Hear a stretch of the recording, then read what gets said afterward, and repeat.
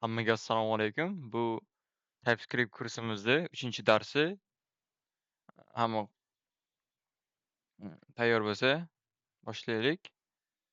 Bu darsda biz Object Interface va Read Only'ni ko'rib o'tamiz. Hozir npm install qilib olamiz. Endi tez bo'ladi. Aaa, Hozirda yangi faylda turibmiz. TypeScript 3-fayl, 3-dars chunki o'tyapti. Tayyor kod, run qilib ko'ramiz, ishlayapti, hammasi zo'r. Endi esa tushuntirib o'taman. Obyekt nima, interface nima, read only nima? Bu juda muhim joylar. Juda muhim joylar. Ularni bilib olish shart, muhim. Va meni orqamdan ko'chirib boringlar, ko'rib boringlar va даже сохранить etib qo'yinglar, bir necha marta ko'ringlar videoni. Chunki bittada tushunish qiyin bo'ladi. Obyekt bu bir necha marta ma'lumotni bitta joyda saqlaydigan narsa bo'ladi. Masalan, ism, yosh, xohlagan narsa, talaba yoki yo'q. Bularni alohida emas, bitta joyda saqlaydi. Bu obyekt. Real hayotda buni pasport deb atasa bo'ladi. Pasportda ham ismlaring bo'ladi, har xil tam yillar bo'ladi, jins bo'ladi. Bu obyektga keladi. TypeScriptda obyekt ichida har bir file property deyiladi. Ning type'ini oldindan yoziladi, type. Interface'ga o'tsak, interface bu obyekt uchun shablon, qoidalar, отдельный, oddiy qilib interface obyekt qanday bo'lishi kerakligini aytadi. Bo'ldi mana. Eng oddiy qilib shu. Masalan, ism, string bo'lishi mumkin, yosh, number bo'lishi mumkin. Shunaqa bu. Bu interface deyiladi. Obyekt o'rganayotgan bo'lsalaring, interface yuz kerak. Interface'ni bilib olish shart, muhim. Optionalga o'tsak, optional o'tgan safar ham ko'rib o'tdik. Bu majburiy bo'lmagan fayl, ya'ni bo'lishi mumkin, bo'lmasligi ham mumkin. Ism bor bo'lishi shart, telefon bo'lishi mumkin yo'q. Mumkin yoki yo'q. Read only'ga o'tsak, read only new narsa biz uchun, yangi. Read only bu o'zgartirib bo'lmaydigan qiymat. Bir marta beriladi, keyin o'zgarmaydi. Masalan, ID, pasport raqami, TypeScriptda agar o'zgartirmoqchi bo'lsa, error beraveradi. Array'ga o'tsak, array'da biz o'tgan safar ko'rib o'tdik. Array'ni ko'rib o'tdik. Array'ni bekorga qo'shmadim. Ham takrorlash uchun, ham yana read only array degan narsa bor. Uni ham aytib o'taman. Array bu bir xil type'dagi ko'p qiymatlar, sonlar ro'yxati, ismlar ro'yxati, как for loop'lar bilsalaring kerak. Java, Pythonda ham shunaqa narsalar bor, for loop. Read only array nima? Read only array bu array ichiga yangi narsa qo'sha olmaslik, o'zgartira olmaslik, bu himoya uchun ishlatiladi. Read only array. Juda katta proyektlarda himoya qilish kerak bo'lsa, read only array ishlatilinadi array o'rniga. Shuning uchun bekorga arrayni qo'shmadim, read only bilan birga aytish uchun, shunday qilish uchun. Tak, birinchi kodimiz bizda obyekt bo'lyapti. Obyekt kodni chiroyli qilib hozir yozamiz. Go. Let user va opa unaqa qilib oldim. Men JetBrains AI'ni pluginni o'tkazib oldim. Chiqarganiga pastdan. Keyin esa o'tkazganimdan keyin shunaqa narsalar chiqib qoldi. То что mana hozir qilyapman va menda mana ular chiqyapti. Ko'rsalaring. H number. Mana bunaqa podskazkalik kodlari chiqyapti. Okay. Bu normal holat. Sizlar ham ishlatishlaring mumkin. Yordam berib turadi. Full kod yozib bermaydi. O'zlaring kodda yozasizlar. Aha. Name. Hop. Va bu yerda string emas, ochasizlarda ism. Masalan, bilmayman. Aziz. Xohlagan ism qo'yasizlar. Bu endi unaqa emas. Fathin Aziz emas bu yerda. Prosta men Aziz qo'ydim. Sizlar xohlagan narsalaringni qo'yasizlar. U necha yosh? Age. Xohlagan raqam. Даже 9. Любой raqamlaring ketaveradi. Va bu yerda muhim joy bo'ladi. Va stop, bu yerda qaranglar, mana xato chiqib qolgani birga qo'shilib ketdi. Men bu yerda vergul bermadim. Vergul обязательно berish kerak, bo'lmasa qo'shilib ketgan deb o'ylaydi. Va biz bu yerda prosta console log qilib olamiz. Console log user qilsak, hozir mana uni chiqarib beradi-da va mana o'yimiz bizda ana bo'lib turmaydi. Commentga o'xshab turmaydi. Mana bu. Console log type of user deyapti. Unaqa bo'lmaydi. Console log username qilamiz. Uzr, xato.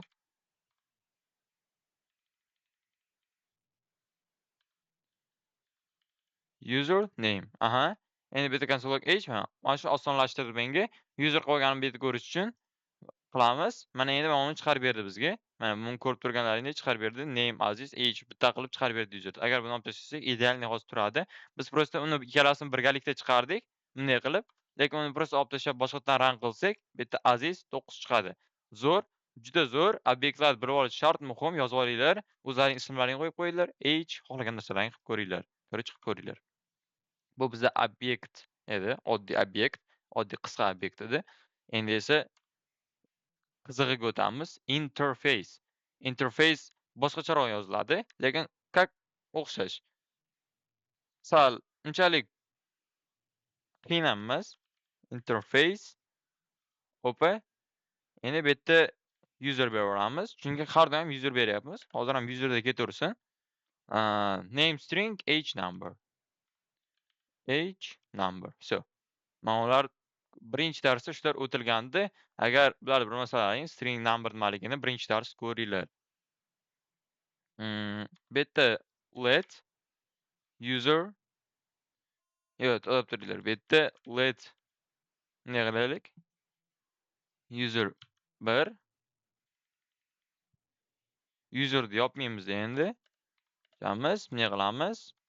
Ne qilamiz? Keyin name xohlagan ism. Masalan даже Sardor virgul обязательно h 35 virgul kerak emas, chunki pastga hech nima yozmaymiz. So. Va bu yerda eng qizig'i console log user 1 da chiqarib olamiz. Yo. Bo'ldi. Run name Sardor bo'ldi. Boya ko'rsatib o'tdim. Name bilan h alohida qilsalaring, name bilan h alohida keladi. Alohida keladi.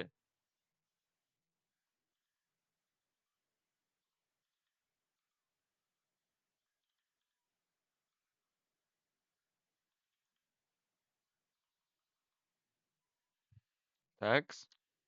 Bu yerda yo'q, console log shart emas, ko'rib o'tdik. 2 marta console log. Okay, mana. Interfeysimizda h35 da name Sardor. Bu interfeysi. Orqamdan yozib olinglar iltimos. Endi optionalga o'tamiz. Optionalda o'tgan safar ham ko'rdik, lekin optional sal endi kattaroq kod bo'ladi. Go. Bu yerda ham interface ishlatamiz. Interface. Ataylab o'chiryapman boshqatdan yozish uchun. User name string va h qilamiz, lekin bu yerda so'roq qo'yib qo'yaylik.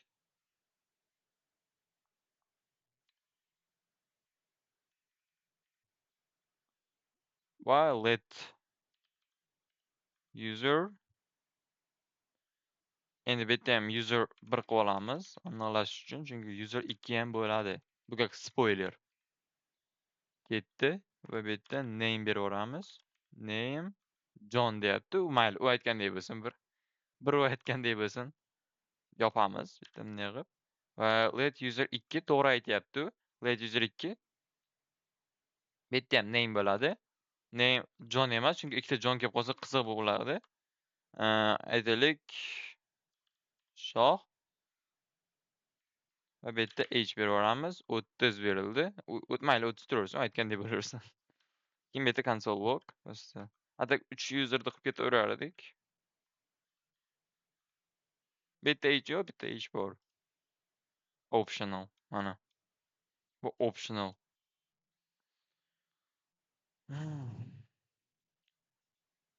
Zo'r. Endi optionaldan keyin read only ni ko'ramiz. Read only da sal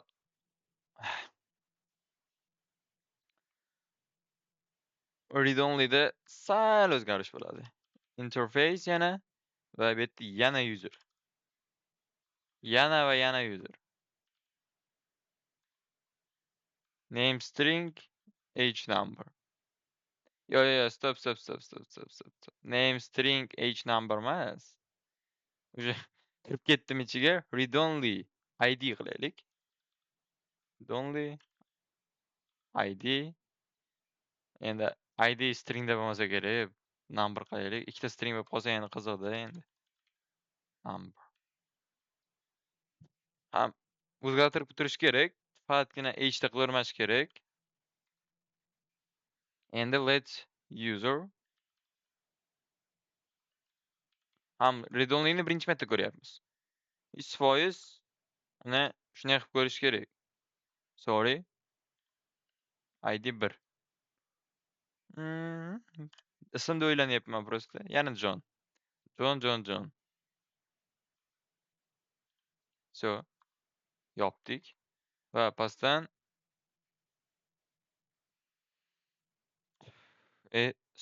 sorry. Mana chiqarib qo'ydik. Go id 1 name John. Bu read only edi.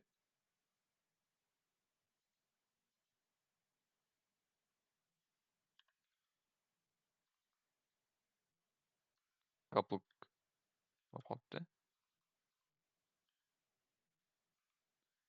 id qilsak 1 id. Endi bu yerda ham id qilaylik-da, ham name qilaylik. 1 id John. Zo'r. Read only shu. Endi esa array'larni ko'rib o'tamiz. Array'da ko'p tortib o'tirmaslik uchun, chunki read only array ham bor. Shunga array'ni qisqacha qilamiz. Array'ni uncha tortmaymiz. Let numbers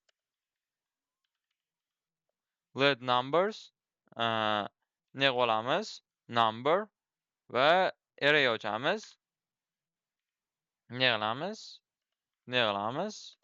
Array va sonlar 1 9 ta qilyapti. Top. Endi prosta console log numbers. Array.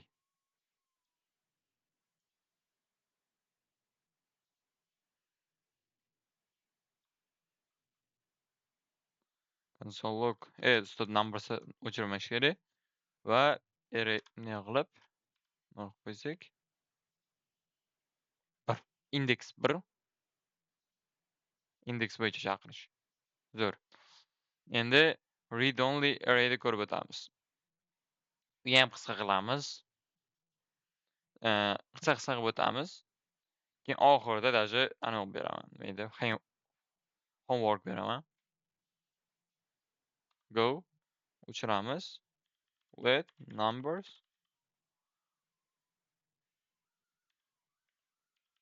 read only numbers bo'ldi.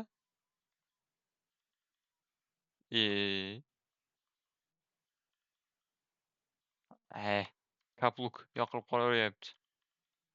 Console log numbers. Bu read only edi. Почти farq yo'q. Lekin aytib o'tganimdek, qisqa xulosa qilib, obyekt bu ma'lumotni bitta joyda saqlaydi. Interface obyekt uchun qoidalar, optional majburiy emas, read only o'zgarmaydi, array list, read only array o'zgarmaydigan list. Mana, easy. Endi uy ishi beraman. Hamma eslab qolsin, uy ishi chunki kerak. Bu mavzuda uy ishi juda kerak bo'ladi. Hamma obyekt va read only'ni ko'rib kelsin. Yana interface'ni ham. O'zlaring bir kichkinagina projekt qilib ko'ringlar, looplar bilan o'zlaringni yozib, kichik bitta pasport qilib ko'ringlarmi? O'zlaring pasportlaringni chiroyli qilib ko'ringlar.